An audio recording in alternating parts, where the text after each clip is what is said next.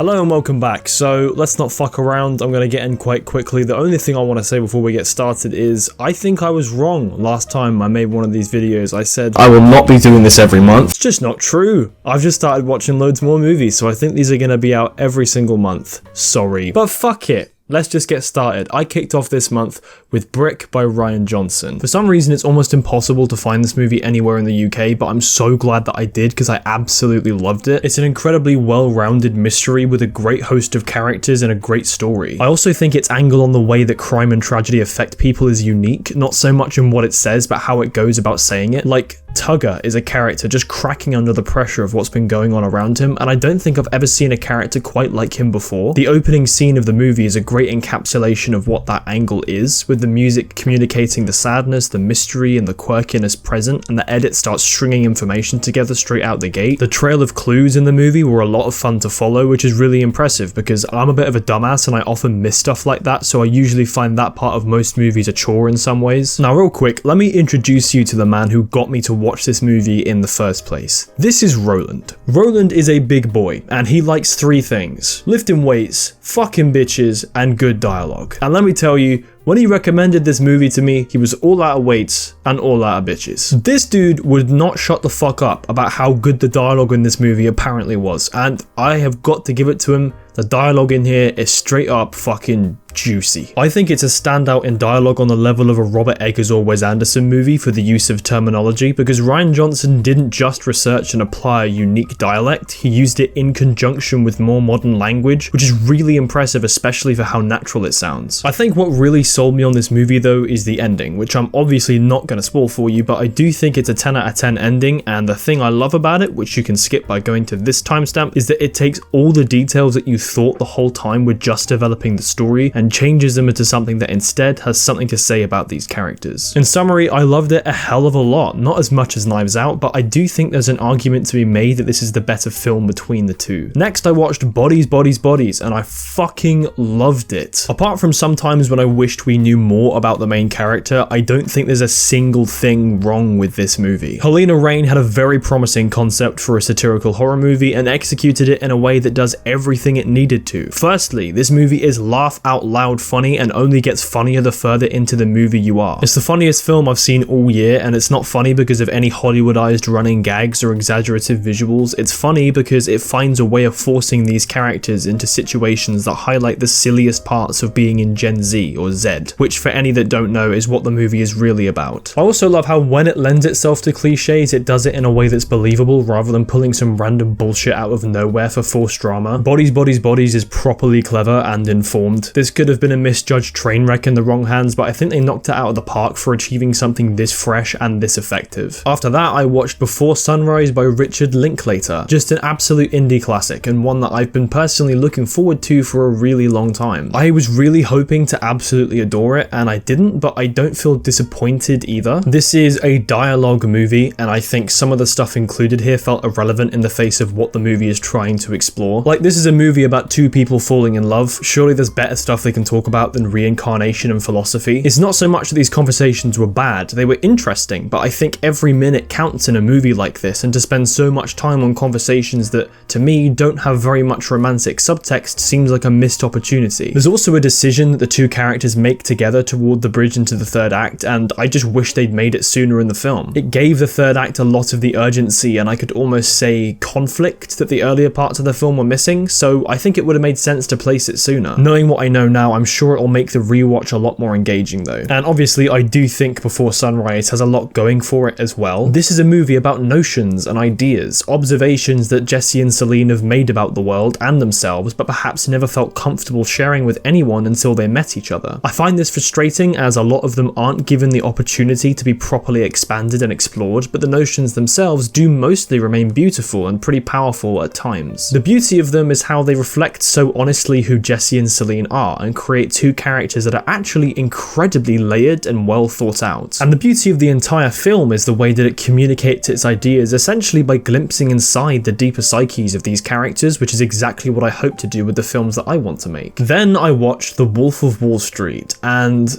It's a good movie, but I don't like it, and I think it's really got some problems. I hate to just quote another critic, but I think that Mark Kermode hit the nail on the head regarding why this film crucially just didn't deliver for me. It doesn't find that way into its main character that any movie dealing with an unlikable protagonist needs to find. Ultimately, this is the story of the rise of Jordan Belfort, and there are two problems going on with this. It's Jordan's success that moves everything along in the film, even though I don't like the guy and I don't want to watch him win. If he keeps succeeding, I find it infuriating, but if he gets caught, the rest of the movie won't be as fun, so I just found myself not caring for what happened to him after the first act. Either way, I'm not really getting what I want, and like I said, the movie doesn't find its way of making this character work in this story. Now, if Jordan were likable, then there is that way in, because you can root for him despite his pretty major personality flaws. And the second problem is, I think this movie intentionally plays this way and thinks that Jordan is likable, when I just can't see it at all. Maybe it's a very subjective thing to do with my own beliefs about materialism and other stuff, but I can't stand smart-ass control freaks either, and I still have no problems investing a fuck-ton every time I watch The Social Network. Besides Jordan's character, I think this movie's party sequences get tiresome very quick, and they're probably the main reason why the film is too long. A lot of the story beats here feel too small and impersonal, especially the ones involving Margot Robbie's character, which makes the time put aside for the fucking party sequences even more aggravating. What is working in this movie's favour though is firstly Leo's obviously outrageously good performance. He probably deserved Best Actor for this, and that it's a really funny movie, and that's probably the only thing I love about it. I'm not going to call it a bad movie or anything, I had a decent time watching it, but crucially, I don't like it, and I don't see why people love it so much. Moving on, I watched Hacksaw Ridge, and technically it's only a good movie, but I've got to say, I just loved it. My friend George does this thing where every week he spins a wheel and picks someone random to choose a movie for him to watch, and now all the rest of us started doing it, and on my first week, poetically enough, the wheel landed on him. Thank you for this movie, George, you sexy, sexy man. I love how this movie just decides to go fucking sicko mode with its premise. We all wanted to see a movie about a guy saving people in the Second World War, and the third act was a big, meaty slab of that exact thing, executed with a lot of real tension and interesting character moments. Andrew is so pure and charming and lovable. I think he's at a point in his career where he can do no wrong. The romance subplot especially is something that I think he cared a lot for, and that works incredibly well for the film. I love the simplicity of it. I love how well it sells this story of a man having all the odds stacked against him and having to fight against the system to do what he believes is right. It's very cheesy and the structure is a bit all over the place, but you know, come on, it's such an easy movie to stick on and get something from. Still trying to catch up from the movies I missed in 2021, I watched Come On, Come On, and this movie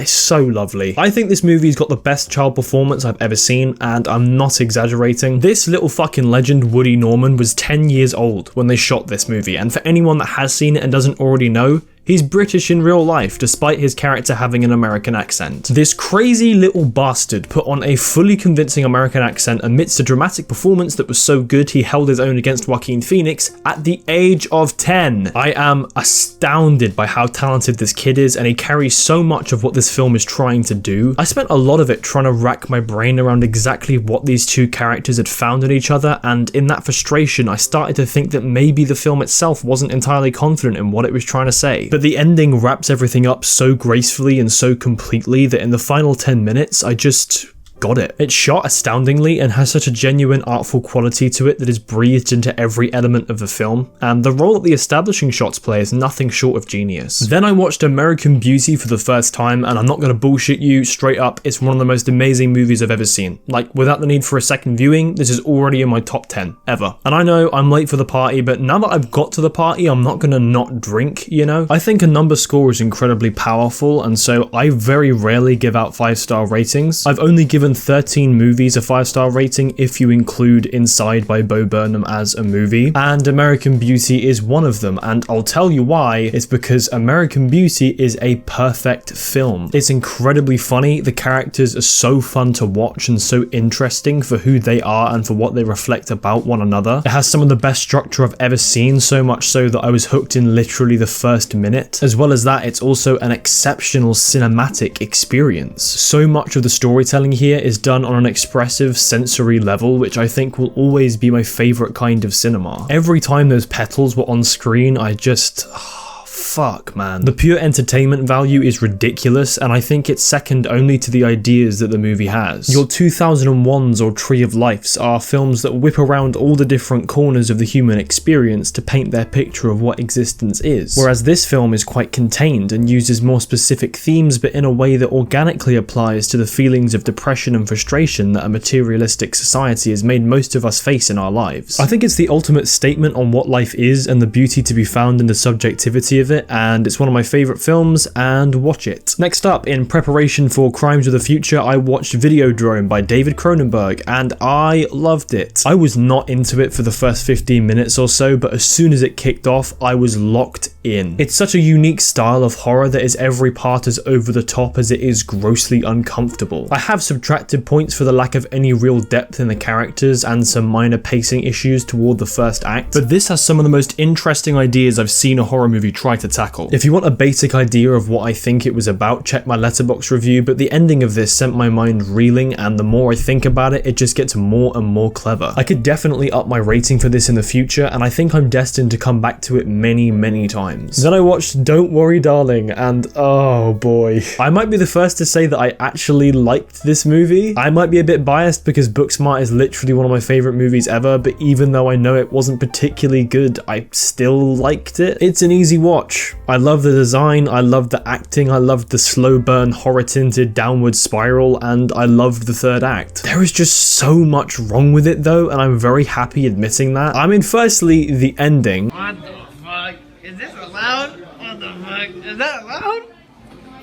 To begin with, I guessed what was really going on there quite early on in the movie. I wasn't dead set on it or anything, but with the information that we already had in the first 10 minutes about this society and this world, I was like, I mean, yeah, that's a pretty good possibility. When it was shown, I still engaged with it and felt the gravity of the reveal, but not only did I predict it already, but the more I think about it, the more it minimalizes some of the most interesting parts of the film. And then the actual ending, like the final scene of the film, was just, it leaves so much more to be explained and feels like a super unfitting point to leave the audience at. All that aside, the biggest problems have got to be with this movie's ideas though. I enjoy this movie as a straight up entertainment thriller. I do not enjoy it as an art piece at all. All of the ideas are either so in your face it hurts, or they're completely half-baked and underdeveloped. It's not as smart as it thinks it is, and everything that it aims high with feels really shallow. There's one scene where all of a sudden the movie tries to turn into some powerful feminist statement out of nowhere, and it was so forced and cringy. And there's other stuff I just look back at and I have no idea what the movie was even going for. Like in this scene, I have watched this movie. I still don't know what's meant to be happening here. Or like the aeroplane itself, the thing that literally makes the whole movie happen. What the fuck? What was that meant to mean? I don't think this movie is the dumpster fire that everyone's been making it out to be, but it is a very frustrating movie to say the least. Then I watched the David Bowie documentary Moonage Daydream, and I have mixed feelings about it for sure. Fans of Bowie seem to love it, and as this review is coming from someone who hasn't explored really any of his stuff yet, take that for exactly what it is. If you love Bowie, you will probably love this movie. I, however, did not. I think it's got an insanely unique and impressive visual style, and parts definitely offer an incredible experience. Same goes for the editing, and really everything to do with the film on a technical level, if I'm honest. But I just got really bored of it after the first half hour, and I think it's because the movie isn't structured in a way that, to me, at least, feels like it's drawing you closer to anything. It felt repetitive, and like a lot of what was being said was just similar stuff over and over again. I think there is a way of making this brilliant. From how the film already is alone, I think Bowie's artistic process and identity is mesmerizing, and finding out more about it was what made that first half hour so engaging for me. But by the end of that, it just feels like it's done all it can do. I think if you take the Bowie narration and rearrange it so that it tracks as more of an unraveling of his artistic ideologies with a lot of purpose behind what we are told and when, it would be a lot more effective. Also, I'm gonna be honest, those concert segments were too long. Indulgently long. Again, I'm not a fan of Bowie's, but for me, they were too damn long. Next, I watched See How They Run, and I did really like it. A very obvious comparison, but it is basically a much more low-key version of what Knives Out was getting up to 3 years ago, and that's not a bad thing at all. It's pretty funny. The central dynamic between Saoirse Ronan and Sam Rockwell is just the best thing, despite his British accent. The directing and editing were interesting, and I think it skirts the line of parody and self-reference quite delicately. My only problem is the reveal at the end. It was just a classic case of really them. Can't get into the details too heavily, but I can say that I think the foreshadowing could have definitely been stronger. It relies a lot on your understanding of something that was never particularly important in any way. A lot of people will find a comfort movie in this for sure, and I applaud that. Then I watched Avatar in 3D at the BFI IMAX. I only have very obvious things to say about this very obvious movie. Obviously, the actual experience